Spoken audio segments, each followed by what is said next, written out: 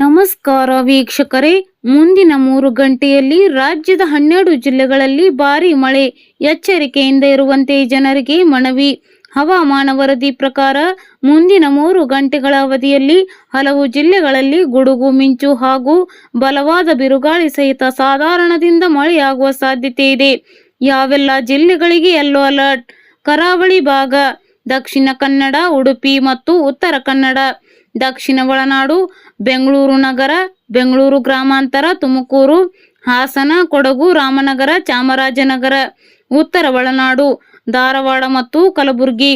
ಈ ಭಾಗಗಳಲ್ಲಿ ಗಂಟೆಗೆ 30 ರಿಂದ 40 ಕಿಲೋಮೀಟರ್ ವೇಗದಲ್ಲಿ ಬಿರುಗಾಳಿ ಬೀಸುವ ಸಾಧ್ಯತೆ ಇದ್ದು, ಸಾರ್ವಜನಿಕರು ಮುನ್ನೆಚ್ಚರಿಕೆ ವಹಿಸಲು ಕೋರಲಾಗಿದೆ. ನಾಳೆಯ ಹವಾಮಾನ ಮುನ್ಸೂಚನೆ. ಗುರುವಾರವೂ ಸಹ ರಾಜ್ಯದ ಹಲವೆಡೆ ಮಳೆಯ ಅಬ್ಬರ ಮುಂದುವರಿಯಲಿದೆ.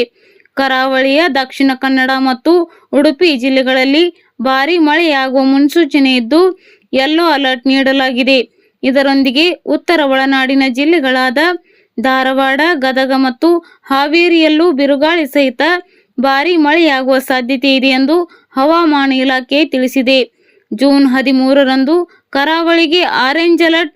ಮುಂದಿನ 5 ದಿನಗಳ ಕಾಲ ಕರಾವಳಿ ತೀರದಲ್ಲಿ ಮಳೆಯ ತೀವ್ರತೆ ಗಣನೀಯವಾಗಿ ಹೆಚ್ಚಾಗಲಿದೆ. ವಿಶೇಷವಾಗಿ ಶನಿವಾರ ಜೂನ್ 13ರಂದು ಕರಾವಳಿ ಜಿಲ್ಲೆಗಳಾದ ದಕ್ಷಿಣ ಕನ್ನಡ, ಉಡುಪಿ ಮತ್ತು ಉತ್ತರ ಕನ್ನಡದಲ್ಲಿ ವರುಣನ ಅಬ್ಬರ ಜೋರಾಗಿರಲಿದ್ದು, ಹವಾಮಾನ ಇಲಾಖೆ ಆರೆಂಜ್ ಅಲರ್ಟ್ ಘೋಷಿಸಿದೆ. ಕರಾವಳಿ ಭಾಗದಲ್ಲಿ ಜೂನ್ 15ರವರೆಗೂ ಮಳೆ ಮುಂದುವರಿಯಲಿದ್ದು, ಉಳಿದ ದಿನಗಳಲ್ಲಿ ಯೆಲ್ಲೋ ಅಲರ್ಟ್ ಜಾರಿಯಲ್ಲಿರಲಿದೆ. ಇತರ ಜಿಲ್ಲೆಗಳಿಗೂ ಹೈ ಅಲರ್ಟ್. ಕರಾವಳಿ ಮಾತ್ರವಲ್ಲದೆ ಜೂನ್ 13ರಂದು ಬೀದರ್, ಧಾರವಾಡ, ಗದಗ, ಕಲಬುರಗಿ, ರಾಯಚೂರು, ಯಾದಗಿರಿ, ಚಿಕ್ಕಮಗಳೂರು, ಹಾಸನ ಮತ್ತು ಶಿವಮೊಗ್ಗ ಜಿಲ್ಲೆಗಳಲ್ಲೂ ಭಾರೀ ಮಳೆಯಾಗುವ ಮುನ್ಸೂಚನೆ ಇದ್ದು, ಯೆಲ್ಲೋ ಅಲರ್ಟ್ ನೀಡಲಾಗಿದೆ. ಒಟ್ಟಾರೆಯಾಗಿ ರಾಜ್ಯಾದ್ಯಂತ ಮುಂಗಾರು ಚುರುಕಾಗಿದ್ದು ರೈತರಲ್ಲಿ ಹರ್ಷ ಮೂಡಿಸಿದೆ.